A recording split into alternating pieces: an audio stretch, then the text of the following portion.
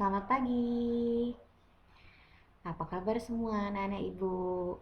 Semoga semuanya dalam keadaan sehat ya. Nah, pagi ini kita berjumpa lagi dan kita akan memulai pembelajaran pertemuan kedua kita, yaitu mata pelajaran otomatisasi tata kelola keuangan. Sebelumnya kan ibu udah memperkenalkan diri, pasti udah tahu ya, nama ibu April Putri Giantama SPD. Dan sebelum kita memulai belajar, ada baiknya kita berdoa menurut agama dan kepercayaan kita masing-masing. Berdoa, dimulai. Berdoa selesai. Oke, langsung saja ya kita mulai pertemuan kedua kita. Are you ready? Harus ready ya. Nah, materi bab kita kali ini masih tentang bab 1, yaitu tentang administrasi keuangan. Adapun kompetensi dasarnya, yang pertama memahami administrasi keuangan, lalu yang kedua melakukan pengelompokan administrasi keuangan. Nah, tujuan pembelajaran kali ini berbeda dengan yang pertemuan sebelumnya. Yang pertama yaitu tentang menguraikan tujuan administrasi keuangan, dan yang kedua mengemukakan dasar administrasi keuangan. Oke. Nah, jadi di subbab kali ini kita membahas lanjutan bab sebelumnya. Kita kali ini akan membahas tentang tujuan, komponen, dan petugas administrasi keuangan. Nah, jadi administrasi keuangan itu bertujuan untuk mewujudkan suatu tertib administrasi keuangan sehingga pengurusannya dapat dipertanggungjawabkan dengan ketentuan yang berlaku.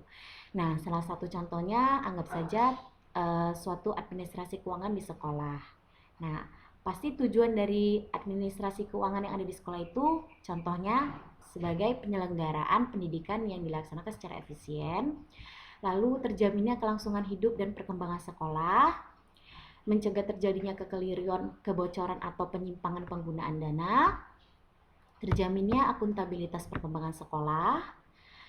Nah, selanjutnya komponen-komponen administrasi keuangan. Jadi administrasi keuangan ini ada komponen-komponennya.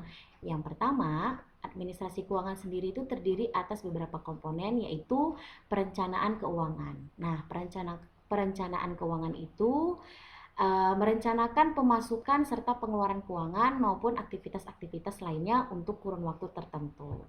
Selanjutnya ada penganggaran keuangan. Penganggaran keuangan ini apa sih, Bu? Jadi penganggaran keuangan ini kegiatan organisasi yang meliputi pemasukan, pengeluaran, maupun aktivitas yang telah direncanakan sebelum kemudian dibuat rincian atau detailnya. Selanjutnya ada pengelolaan keuangan, yaitu suatu kegiatan penggunaan dana sedemikian rupa agar dapat bermanfaat secara maksimal. Lalu ada pencarian keuangan. Pencarian keuangan itu suatu kegiatan untuk mendapatkan pendanaan agar segala aktivitas organisasi dapat berjalan lancar. Kemudian yaitu ada penyimpanan keuangan. Ini suatu kegiatan dalam mengumpulkan dana organisasi, kemudian menyimpannya dengan aman. Lalu ada pengendalian keuangan. Pengendalian keuangan itu suatu kegiatan yang berkaitan dengan penilaian dan perbaikan sistem kinerja. Selanjutnya ada pemeriksaan keuangan, yaitu kegiatan yang berkaitan dengan pemeriksaan atau audit internal. Oke, kita lanjut. Kita di sini akan membahas tentang petugas administrasi keuangan. Jadi perhatikan ya baik-baik dan tetap semangat. Nah, adapun tugas-tugas administrasi keuangan, yang pertama itu terbagi menjadi tugas-tugas rutin. Tugas-tugas rutin itu yaitu tugas yang harus dikerjakan setiap hari tanpa memerlukan perintah khusus, perhatian khusus atau pengawasan khusus. Misalnya apa, Bu? Misalnya tugas-tugas rutin ini adalah membuat surat, menerima tamu, menyimpan surat, menerima telepon, menyusun dan membuat jadwal pimpinan. Lalu ada namanya tugas-tugas khusus.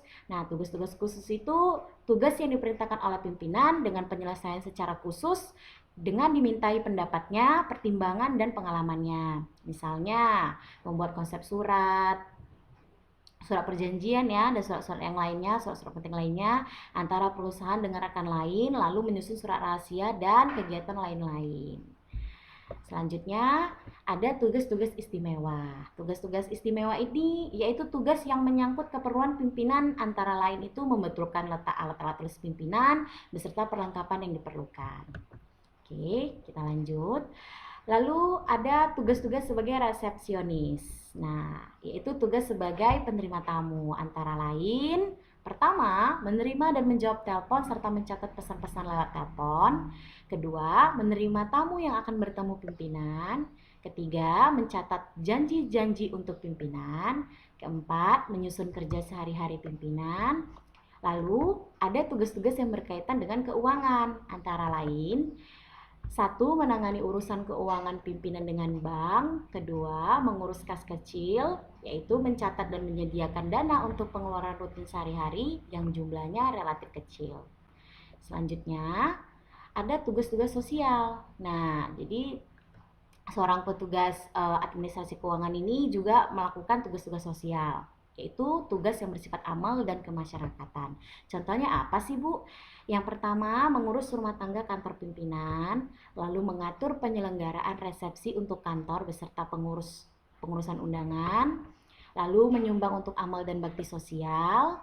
Selanjutnya ada tugas insidental. Nah, jadi seorang petugas administrasi ini melakukan tugas yang dilaksanakan pada waktu dan keadaan tertentu. Inilah arti dari tugas insidental. Kegiatannya itu seperti apa, Bu? Nah, yang pertama seperti menyiapkan agenda rapat, menyiapkan laporan, pidato, atau pernyataan pimpinan, lalu membuat ikhtiar berita atau karangan yang termuat dalam surat kabar, majalah, dan brosur yang ada kaitannya dengan kepentingan perusahaan. Selanjutnya, mengoreksi bahan cetak seperti brosur, undangan, lalu mewakili pimpinan dalam berbagai pertemuan, membantu penerbitan internal organisasi. Nah, selanjutnya kita masuk ke dasar pengelolaan administrasi keuangan.